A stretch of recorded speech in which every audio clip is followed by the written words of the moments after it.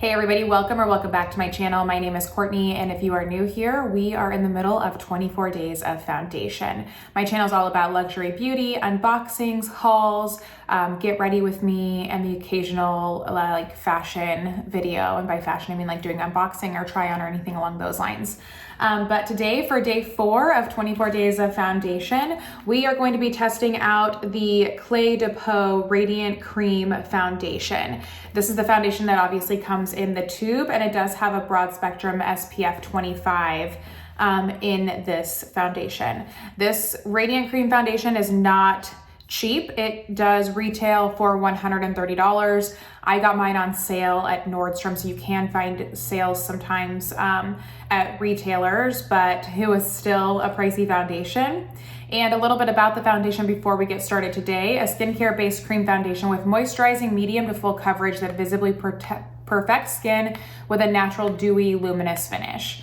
Clé de Peau is all about skincare, skin-loving ingredients in their foundation, so we can definitely expect to see that. It says it provides exceptional all-day wear that resists creasing and caking, provides flawless for 24 hours, formulated with deeply hydrating ingredients, so great for the winter months here in Arizona, also for the summer months. It's so dry here, but comforts skin while minimizing the look of signs of aging and imperfections. Feels smooth and moisturized even after makeup is removed. And let's see if there's any other things that I think we should highlight here. Skin empowering illuminator is some of the ingredients. Chestnut rosa fruit extract, lasting control function, resists shine with excess sebum. SPF 25, dermatology tested, non-comedogenic. And again, just seems like it really helps with the moisture. I've used this a few times and I really like this foundation. It's actually been a gateway for me into more Clé de Peau. So we can expect to see the cushion foundation and the natural radiant foundation in the bottle. Not the foundation, that's a little out of my price range, but we can expect to see those coming up as well in 24 days of foundation. So if you're interested in any of those, just keep watching my videos. All right, I'm just looking for a brush that I want to use here, foundation brush. No, I don't want to use that one. Let's see what we got. All right, let's go with BK Beauty Tried and True 101 brush today for the foundation. Gonna squeeze a little bit on the back of my hand like I typically do, just a little dot. There you can see the foundation. It is very creamy, not runny by any means. So we're gonna definitely get a lot of that moisture with this foundation, or like that moisturizer like consistency. Just kind of throw this around the face, and then we'll go ahead and start blending. I seem to always forget to grab my mirror. So again, pressing into the skin with the BK Beauty 101. It does feel extremely moisturizing. It does feel like a moisturizer going onto the skin. It doesn't have the cooling effect that we see like with the Chantecaille Future Skin that I tried the other day. I don't get like a cooling effect. It doesn't claim to give a cooling effect, but this does claim to have more coverage than the Chantecaille. If my audio sounds different, I haven't played anything back yet, obviously. I am doing a little bit of a different filming setup here, so hopefully it sounds okay. Let me grab a mirror.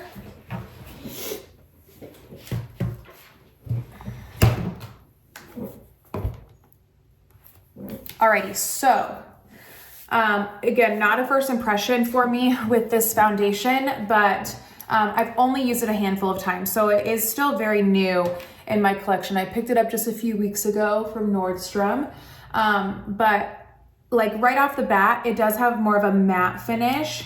It's not a matte finish. I would say like it's a natural matte finish. It's definitely like not, it can be misleading because in the Clé de Peau foundations, like all of them, I believe, besides the foundation, start with something radiant. So like Radiant Cushion, Radiant Fluid Natural, this one, Radiant Cream, but I don't think it's super radiant, but it's not matte either. That was the wrong word.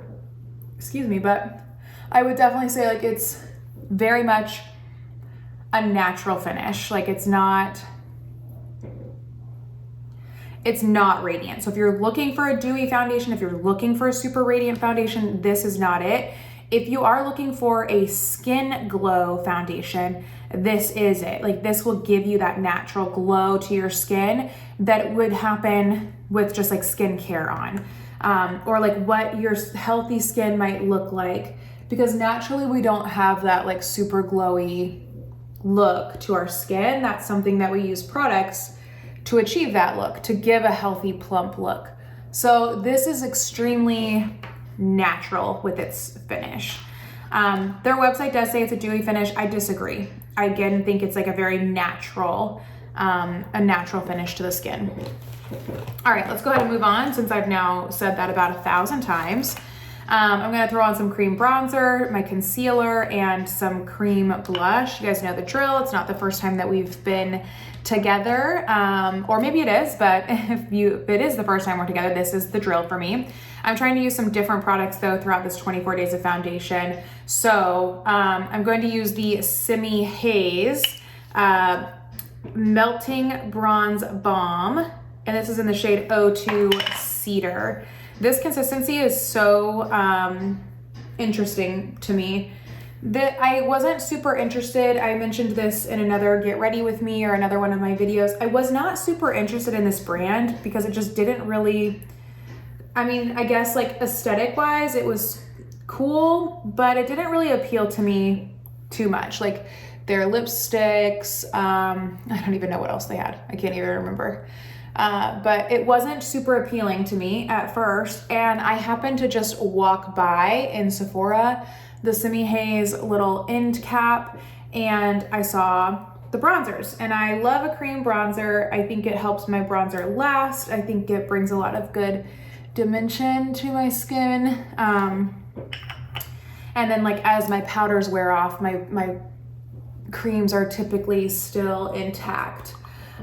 So anyways, I had no interest in this product. You get 0.14 ounces for probably a ridiculous amount, or cost, but I do really, really like this cream bronzer. So if you're in the market, it is good. I do like it. I do recommend it. If you watched yesterday's video, I used the LYS stick, and honestly, I think I'm just gonna trash it. I put it back in my like drawer with my cream bronzers, but I just didn't like the way it looks. I never liked the color, the creaminess. It's so emollient, but it's so pigmented and it's so difficult to blend. I think it does blend, but it takes a while to get there, and I end up getting a harsh line. So this is a review for any sort of cream bronzers, but while we're getting ready together, instead of sitting in silence, I thought I'd give you my thoughts. But I don't know, I think that bronzer personally is very overhyped.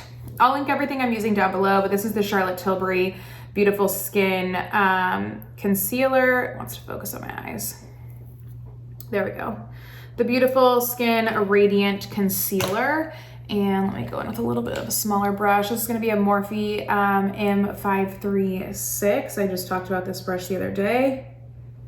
I went on a mini rant about Morphe brushes, but this actually does do pretty decent underneath the eyes and setting concealer. You kind of get a little bit of a tip in the corner, of course, depending on like your eye shape and everything, but alrighty, blend this in. This is definitely gonna be a little light, but that's okay.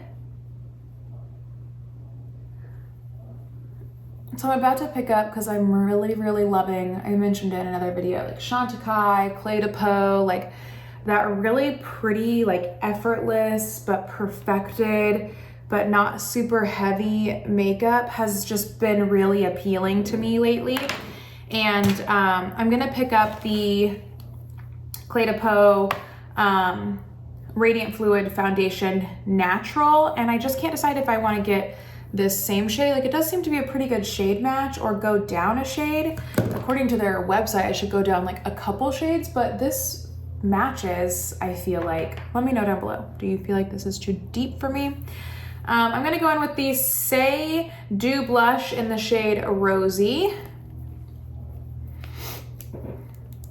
If I can open it. Oh, I thought it was a pump. I don't know why I thought it was a pump.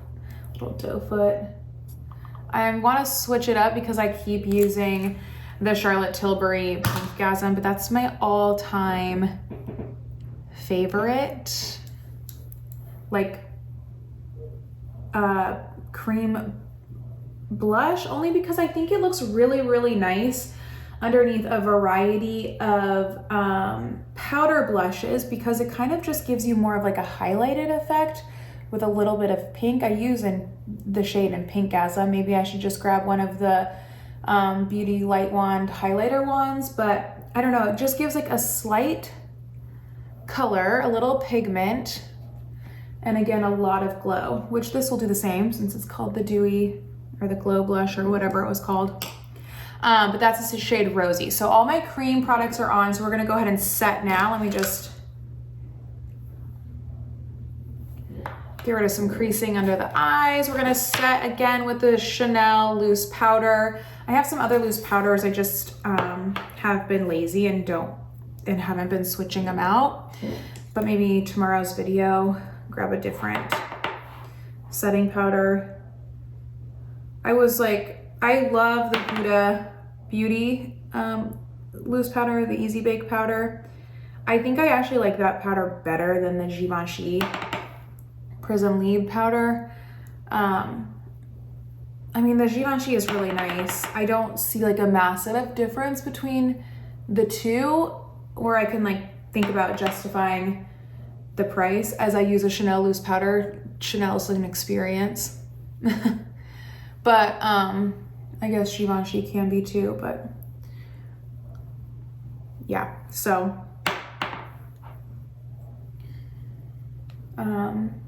that is, the Huda Beauty is definitely one of my favorites. Everyone used to love the Laura Mercier. I think it's still a holy grail for so many people, but I would say like I prefer the Huda over even like the holy grail Laura Mercier, but I am really loving this Chanel loose powder, and you get a ton of product in here, and it looks really pretty if you have a vanity that you want to set this on. I don't like to leave a lot of stuff out, so I don't set it on my vanity, but if I did, that would probably be one of the products. All right, so I mentioned Lisa's video yesterday, I think, or the day before in my video. So per her recommendation and talking about her bronzers, I was on the hunt to find the Valentino Bronzer. This bronzer is so expensive if you buy it in the clutch, but if you buy it the refill, which is like a nice little plastic package with a brush still, this is totally fine. Like, you don't get the fancy Valentino case, but I don't know. I'm not somebody that's like, I need that. It sits in my drawers. Again, as I used yesterday, going in with this Estetica P12 brush. I really like this brush for bronzer. Like I mentioned yesterday, I think I have it from like a Fab Fit Fun box or something. I've never used this Valentino bronzer. I literally just took it out of the box because I have to organize my drawers with some of my new products. So it was in a bag underneath my sink, but I wanted to grab it because I've been dying to use it. Shade is Universal Bronzer. I'm sure I will love it. I mean, it's performing well right now because I really love their blushes. Like their blush formula is one of my, that's looking a little muddy right there. Maybe it's just the light. Their blushes is one of my all-time favorite formulas. Probably went in a little heavy-handed. That's okay. We can fix that. And then I'm going to go in with the Gucci blush in 04 Coral. That's the shade we're going to use today. This one is like coming out of the package. Does anyone else have like an issue with their blushes separating? And again, going in with the Sephora Pro 55. Mentioned this in multiple videos, but this is one of my favorite blush brushes. I love the shape of it, the size of it. Yeah, it's my favorite. I think even out of like my BK Beauty brushes and everything, I like this one the best for blush. Okay, blush is on. I'm gonna try to correct this here in a little bit. It could just be like a shadow too from my natural light coming in over here. And then today for eyes, we're gonna use the RMS eye lights, and this is in Eclipse. The shade Eclipse is what we're going to use today. It's like that greeny gray color. Okay, a lot is coming out. Okay, I'm wasting some now. We got way too much here. That's okay. That's okay, we can work with it. All right, I'm gonna go in with a Morphe Ariel brush A120. This is a more flat brush, and just start to sweep this over the lid and a little bit into the crease. Looking for just a one and done quick shadow here today. Partly because I have a meeting here in a few minutes at work. Partly because I want the foundation to be able to shine and not be worried too much about the other products. We wasted so much of this RMS highlight. Maybe I shouldn't have put that little turnkey thing on it quite yet. Just didn't want to lose it, but I rolled it slightly. Okay, this is so simple to just throw on the lid and into the crease. You get a nice like smoky look. Gonna run this along the bottom lash line just to kind of connect everything.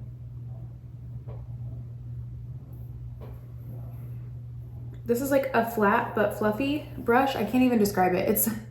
It's not like a super flat brush, but it's not like super fluffy. It's a pretty good brush for this type of product. I wish I had another shade of these, because I think it'd be really pretty to put like a champagne shade like towards the inner corner just to kind of brighten it up a little bit. I'm sure I have something though in my collection that I could use to throw in there.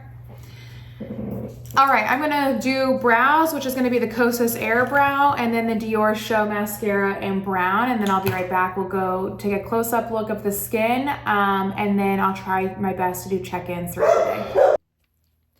Okay, so I finished up the rest of my makeup and I brought you guys closer here so you can get a good look of the foundation. My lighting has significantly changed. It just got super cloudy outside. So I am hoping that my one little tiny light that's behind the camera helps, or, you know, you can see okay. Maybe the light from outside is better, but here's the foundation. Not full coverage. I would consider full coverage like blanking out anything, little moles, little freckles on my face, but it is very pretty. I've probably had it on now for almost 2 hours actually. So I finished up my makeup and then I had a couple meetings, so get nice and close. Of course, I'm human. Of course, I have imperfections. I have body hair, dark hair, as you can see.